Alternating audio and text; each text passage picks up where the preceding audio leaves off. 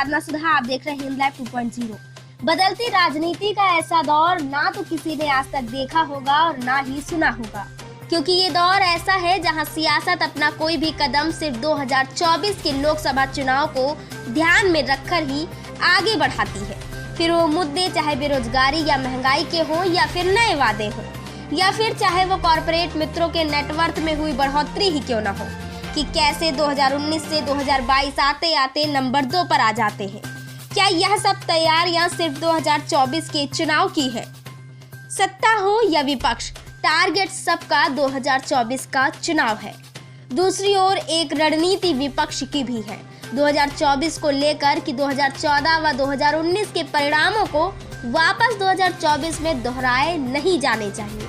यही कारण है जिसके चलते पूरा का पूरा विपक्ष खुद को एकजुट करना चाहता है और साथ में आकर राजनीति को एक नया मोड़ भी देना चाहता है।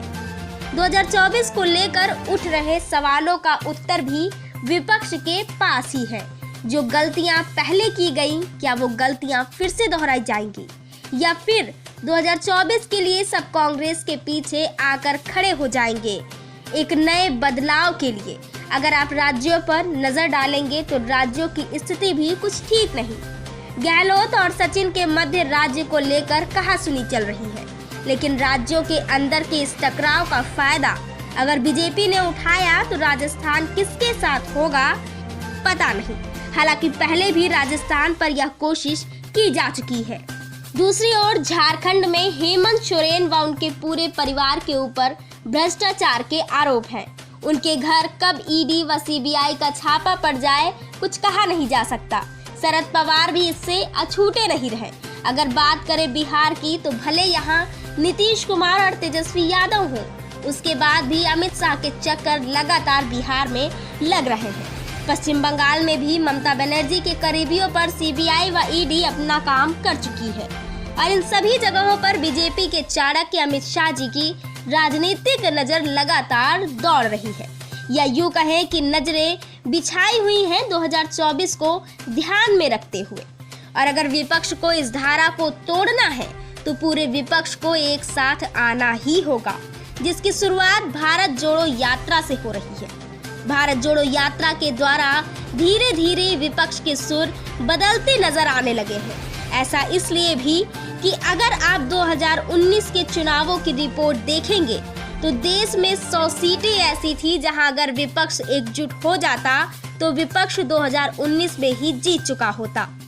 जहां एक तरफ सिर्फ बीजेपी को 37% यानी 22 करोड़ 90 लाख वोट मिले थे, तो वहीं दूसरी ओर सिर्फ कांग्रेस को 19.5% यानी 11 करोड़ 94 लाख, और अगर विपक्ष साथ होता तो यही वोट बढ़कर लगभग 18 करोड़ हो जाते। लेकिन विपक्ष अपने तौर पर भी जीतना चाहता है। फिलहाल अगर अब 2024 को मद्देनजर रखते हुए हर राज्य की सीटों को देखें तो राजस्थान की 25 सीटें, छत्तीसगढ़ की 13 और केरल 20, तमिलनाडु 39, आंध्र प्रदेश 25, इन तीनों जगहों पर बीजेपी नहीं है, जहां लगभग 84 सीटें हैं।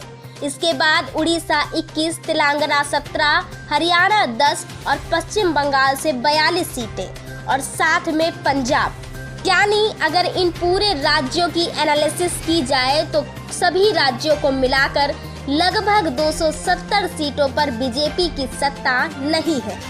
और अब 2024 में इन सब के बीच अहम भूमिका निभाने वाली कांग्रेस की भारत जोड़ो यात्रा है, जिसका संदेश राजनीतिक तौर पर विपक्ष की एकता की ओर जा रहा है।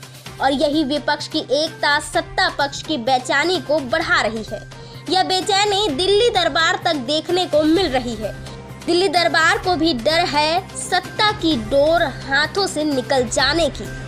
दोस्तों, यदि आपको हमारा वीडियो पसंद आए तो हमारे चैनल को लाइक, सब्सक्राइब, शेयर करना ना भूलें। धन्यवाद।